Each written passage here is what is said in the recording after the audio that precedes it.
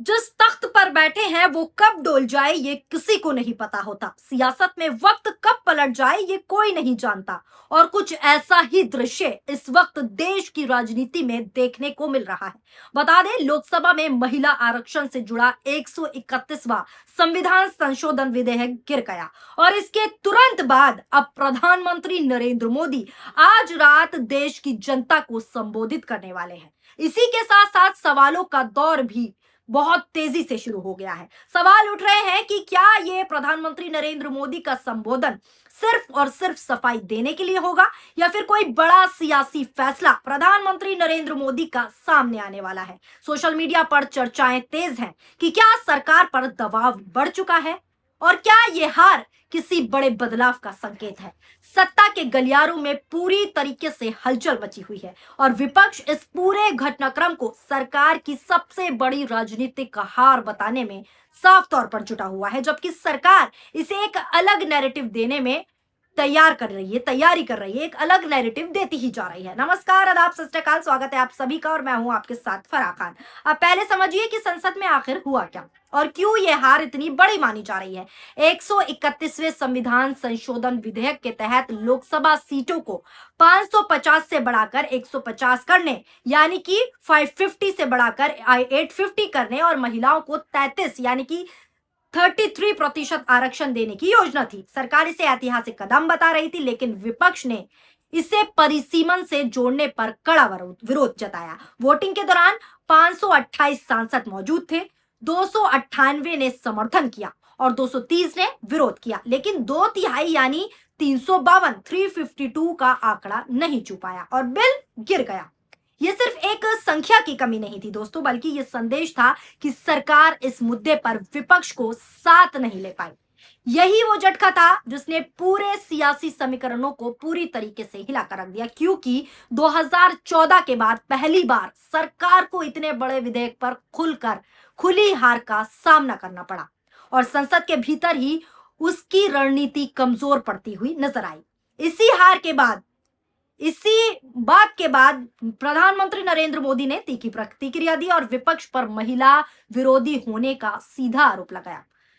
प्रधानमंत्री नरेंद्र मोदी ने कहा कि विपक्ष को इसकी भारी कीमत चुकानी पड़ेगी और यह मुद्दा अब देश के हर गांव तक ले जाया जाएगा। प्रधानमंत्री नरेंद्र मोदी ये कह रहे हैं, यह हेडलाइन देखिए, इसकी कीमत चुकानी होगी, हर गांव तक ले जाएंगे सच, संशोधन बिल के गिरने पर पीएम मोदी की चेतावनी। ये हेडलाइन है, चेतावनी दे रहे हैं प्रधानमंत्री नरेंद्र मोदी। बता दें, सीसीएस की बैठक में उन्होंने साफ संकेत दे दिए हैं कि सरकार इस मुद्दे को चुनावी एजेंडा बनाएगी और जनता के बीच इसे एक बड़े अभियान के तौर पर पेश किया जाएगा। उन्होंने दोस्तों ये भी साफ कहा है कि विपक्ष अपनी गलती छुपाने के लिए बहाने ढूंढ रहा है।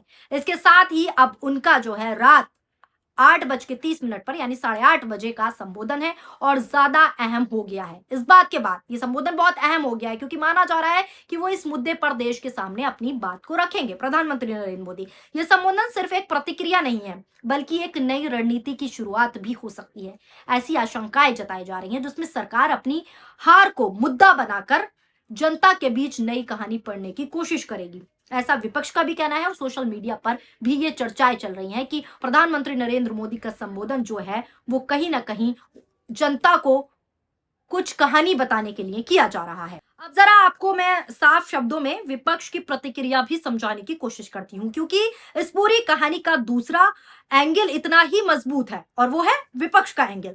कांग्रेस नेता प्रियंका गांधी वाड्रा ने इसे सरकार की हार नहीं बल्कि लोकतंत्र की जीत बताया है।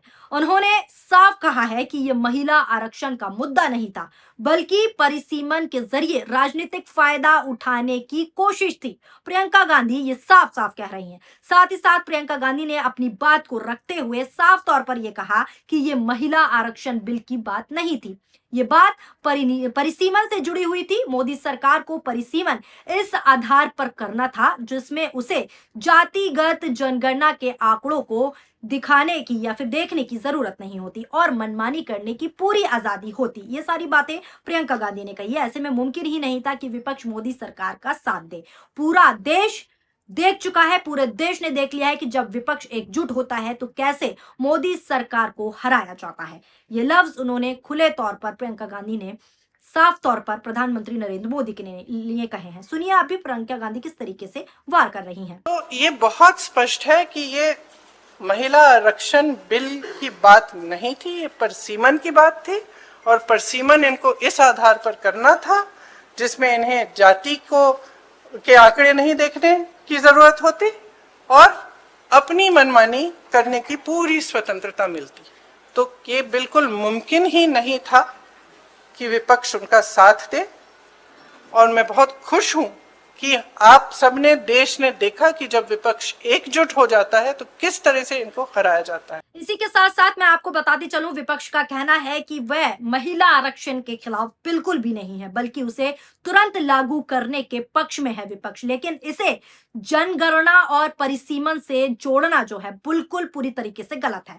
उनका तर्क है कि अगर ये बिल पास हो जाता तो दक्षिण भारत और छोटे राज्यों का प्रतिनिधित्व जो है पूरी तरीके से कम हो जाता और इससे संघीय ढांचे को नुकसान पहुंचता। ये विपक्ष का तर्क है।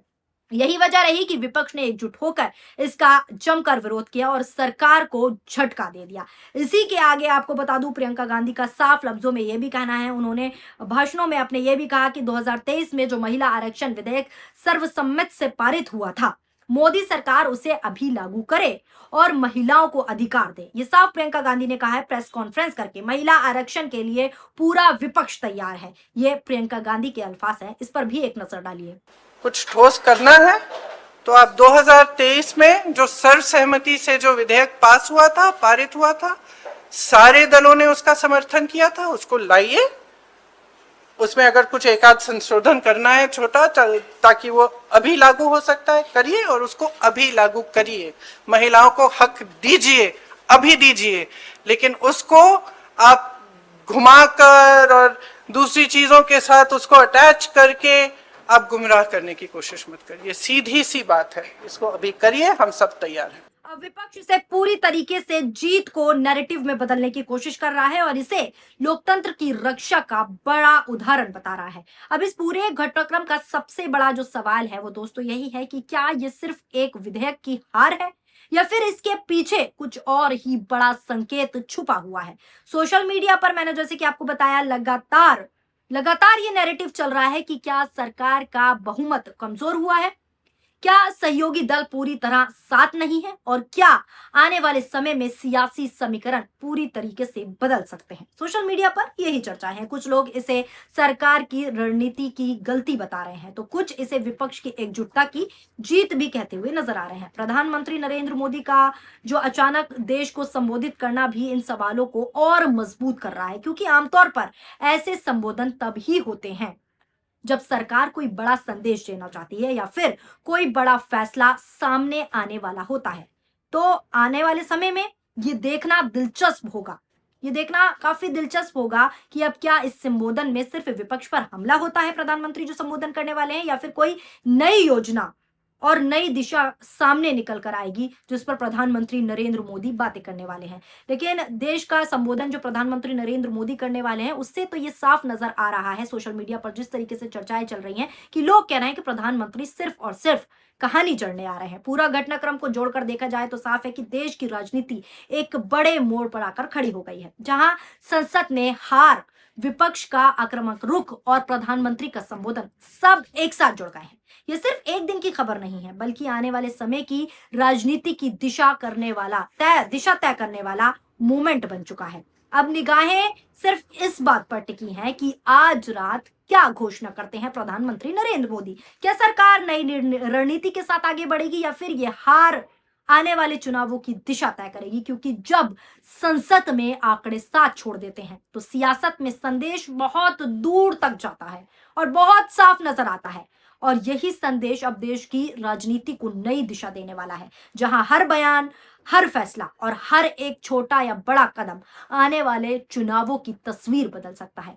फिलहाल इस संबोधन में क्या कुछ होने वाला है ये तो प्रधानमंत्री नरेंद्र मोदी इस संबोधन के में ही बताएंगे। लेकिन जिस तरीके से सोशल मीडिया पर चर्चा है कि कुछ कहानियां जड़ी जाएंगी या फिर अपनी हार जिस तरीके से संसद में हुई है उसकी सफाई दी जाएगी, ये भी देखा जाएगा। सोशल मीडिया पर तो फिलहाल यही चर्चाएं चल रही है। फिलहाल आपकी इस खबर को लेकर क्या राय है और जिस तरीके से विपक्ष ने एकजुटता कर कर इस बिल को गिरा दिया, उस पर आपकी क्या राय है? नीचे कमेंट बॉक्स में अपनी प्रतिक्रियाएं हमें जरूर दीजिएगा। शुक्रिया, धन्यवाद, नमस्कार, जय हिंद, जय भारत।